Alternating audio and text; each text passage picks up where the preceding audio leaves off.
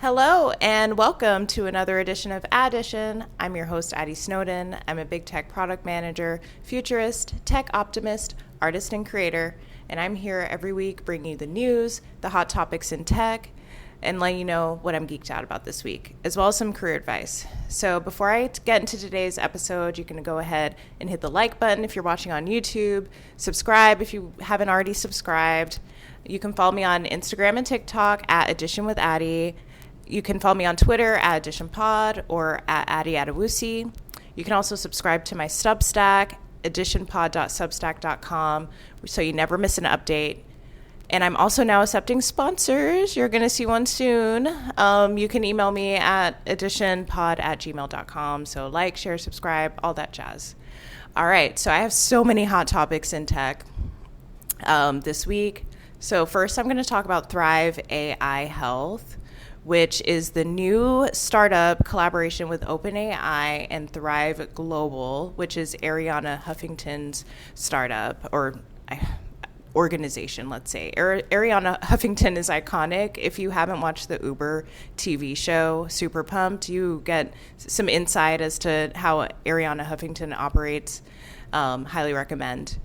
All right, so the headline is Sam Altman and Arianna Huffington announced Thrive AI Health, a new startup backed by OpenAI and Thrive Global to build a hyper-personalized AI health coach. So I'm going to read a quote from an article from People of Color in Tech because they also have a new CEO who happens to be an ex-Googler and a black man, which is also cool. And I liked their article best. So I'm going to quote, Thrive AI Health aims to build AI-powered assistant tech to democratize access to expert-level health coaching to improve health outcomes. The startup will use generative AI to hyper-personalize and scale behavior change across the 5 key and interconnected daily behaviors that govern health: sleep, food, fitness, stress management, and connection. According to a press release, the new company will leverage resources from OpenAI and Thrive Global, including Thrive Global's leading behavior change methodology, microsteps, and content library. Thrive AI Health Coach is the product to solve the limitations of current AI and LLM-based solutions by providing personalized, proactive, and data-driven coaching across the 5 daily behaviors, said Thrive AI Health CEO DeCarlos Love, which is an iconic name. He says this is how it will improvise health outcomes, reduce healthcare costs, and significantly impact chronic diseases worldwide. So cool. All right. So now let's talk about DeCarlos Love, because who is he? I guess he used to work for Google. I have not heard of him before, but I'm sure he's amazing. So I quote from the People of Color in Tech article, Love is a product leader with broad experience developing vision, strategy, and team management who has left his role at Google as product management leader to join OpenAI. At Google, Love led sensors, AI and ML algorithms, and health and fitness experiences available across. This article is not well written. And health and fitness experiences, including Fitbit by Google Fitness, Pixel Watch, and Wear OS. Before Google, Love held product roles at Apple and Athos. Leaving Google was not an easy decision, as I had the privilege to work alongside some of the most talented and dedicated individuals in the industry, Love wrote on X, formerly Twitter. My time at Google was invaluable, and I'm immensely grateful to my colleagues and mentors for their support and collaboration over the years. End quote. All right, so this is incredibly controversial. People are questioning whether AI is ready to give people health recommendations. I will say this startup is focused on, routine things like if someone had diabetes and they just have a routine checkup with their doctor, this could be a way to use AI to replace the doctor's notes, etc. It sounds exciting. It's definitely bold, and also majorly impressed at Arianna Huffington continuing to get in on the ground level of these startups, like an icon. So let's see. It's a big bet, and it's very controversial, but they had a great article in Time that really read like a press release. And so it sounds like important people are bought into this product. All right, so next I'm going to talk about something that I've coined the Women in Tech-xodus. Isn't that clever? Women in tech, exodus, women in tech, leaving tech. All right. So it came across my LinkedIn feed today that Girls in Tech is shutting down.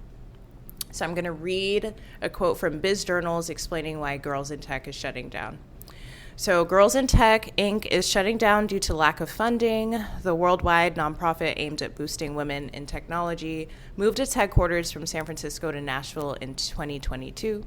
In an email Monday, founder and CEO Adriana Gasquagin said Girls in Tech will be closing its doors due to a lack of funding in 2023 and 2024. The news followed a June announcement that the nonprofit was facing imminent closure if it did not raise $100,000. That is crazy that they shut down over $100,000. That's me, not the quote. I'm going to resume the quote. The past few years have been immensely challenging for everyone, especially nonprofits and companies in the tech sector, Gascoigne said in June. Apologies for mispronouncing. Our fundraising efforts have been severely impacted, end quote. So that came across my feed and it was a little surprising.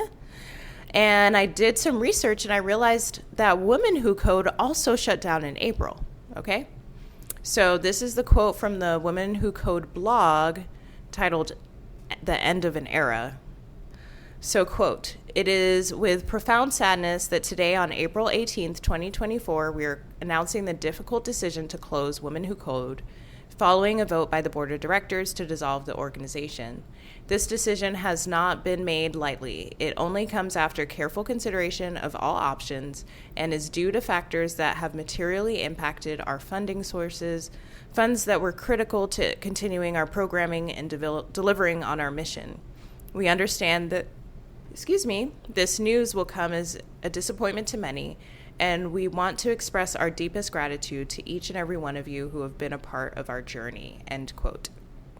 So that is shocking. I mean, Girls in Tech, Women Who Code, I believe there's a Girls Who Code too, and hopefully they're still out there, still surviving. But that's pretty big, right? And then, so this is old, and this is when the podcast was on hiatus, but hopefully you guys know that Sheryl Sandberg stepped down as chief operating officer for Meta. And I looked and saw recently she also stepped down from Meta's board in January. And I remember hearing it, but it didn't seem like a big deal. But all of these back-to-back compounded together is just making me say, All right, so I'm going to quote from the CNN article about Sheryl Sandberg. "Former longtime Meta Chief Operating Officer Sheryl Sandberg will not remain on the company's board of directors after her term ends in May," she said in a Facebook post Wednesday. "With a heart filled with gratitude and a mind filled with memories, I let the Meta board know that I will not stand for re-election this year," Sheryl Sandberg said in the post. Sandberg's exit comes after she spent more than 14 years as the company's chief operating officer, in addition to 12 years on its board. Sandberg stepped down from her COO role in the fall of 2022, marking the end of a remarkable tenure during which she helped grow one of the world's most influential companies and also saw it through significant criticism. Sandberg said in her post that she would be leaving the Facebook parent company's board to focus on more philanthropic work, but added that she would continue to serve as an advisor to Meta, end quote. So literally Miss Lean In leaned out. Okay, so we have Girls in Tech shut down, Women Who Code shut down. Sheryl Sandberg has not only stepped down as CEO, she's also off the board. And we're also not even talking about Bizoma St. John leaving Netflix CMO and having a whole second career as in diplomacy, ambassadorship, and now I just signed up for her course. She just launched a course. So what's going on? I don't know. Women in Tech, I want you to leave a comment, whether you're watching this on YouTube or if you follow me on Instagram or TikTok. Please share DM me, share your thoughts as to why you think this woman in Tech-xodus is happening. I have a lot of questions about these nonprofits shutting down. It's like, who was funding them before that stopped funding them? $100,000 seems like a relatively small amount of money to be short of. I feel like a company would typically commit way more than that to an effort like, Women Who Code. So my eyebrow is raised. I'm not sure what's going on, but we shall see. Okay, last but not least, we are going to talk about the Intuit layoffs that were just announced today. So I'm going to quote from the Intuit blog. Today, we'll be communicating to approximately 1,800 employees, which is 10% of our workforce, that they will be leaving Intuit. These are extremely painful decisions for me and my team because we deeply understand the impact these decisions have on our friends and colleagues who will be leaving. We are very grateful for the great work they have done and the amazing contributions they have made while at Intuit. We do not do layoffs to cut costs, and that remains true in this case. The changes we are making today enables us to allocate additional investments to our most critical areas to support our customers and drive growth as detailed below. This includes reinvesting in the necessary skills and capabilities. Oh wait, why is my live ending? I'm sorry. You guys know I'm doing TikTok live. Okay. All right. Okay, back. Okay. This includes reinvesting in the necessary skills and capabilities to support these areas, and as such, we will hire approximately 1,800 new people, primarily in engineering, product, and customer-facing roles, such as sales, customer success, and marketing. In context of the actions we are taking today, we expect our overall headcount to grow in fiscal year 25 and beyond. End quote. So they're going to fire 1,800 people and rehire 1,800 people. That's new.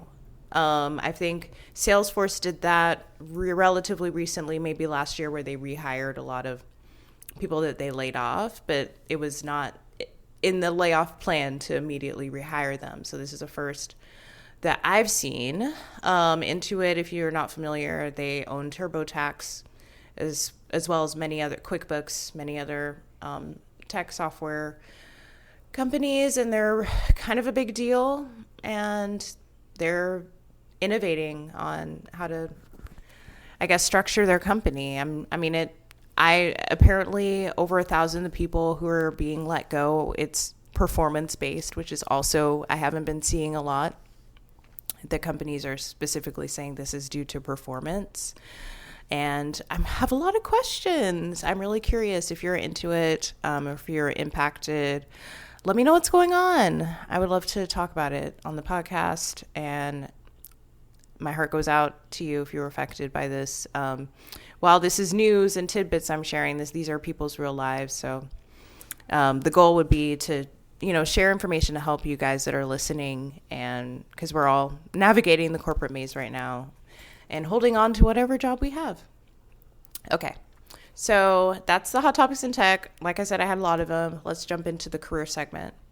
So today we're continuing the 15 commitments deep dive. I hope you guys are enjoying it. Let me know if you are liking the 15 commitments, which is your favorite so far.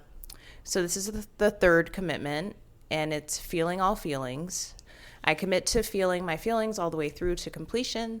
They come and I locate them in my body, then move, breathe, and vocalize them so they release all the way through. So that was the hardest commitment for me to commit to, because I'm sure a lot of people don't like feeling all feelings. And I'm really glad they explained what feeling all feelings actually means, because feeling all feelings may feel like, oh, I need to talk about every emotion that I feel that comes across and share or journal about it. But that's not what they're saying. What they're saying is, if I have a feeling, which they narrow down to anger, sadness, joy, and one that I won't share on this podcast because it's inappropriate. Let's say I'm just unbothered, if I identify, am I feeling angry? Am I feeling sad? Am I feeling joy? And then I say to myself, where am I feeling that in my body? Maybe it's in my back. And then it's literally you move Or if it's anger, maybe you scream, like you express it through your body. And then you take a few deep breaths and then check in and say, am I still feeling angry? And if I am, then I release it through my body again, which is something I've never heard before.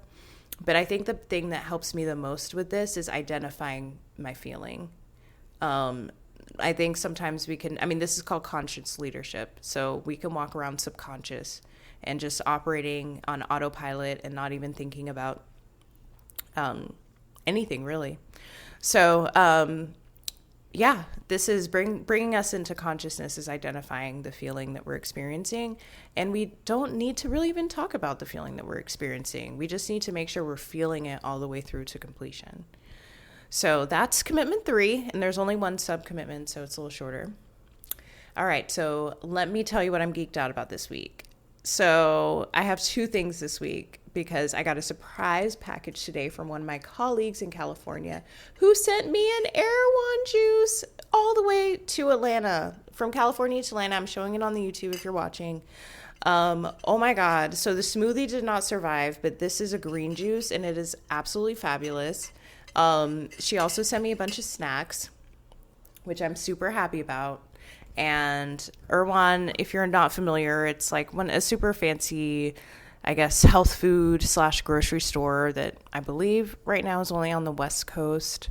So, and I heard about it because Hailey Bieber has a smoothie, and I'm definitely Hailey Bieber is a huge influencer of mine.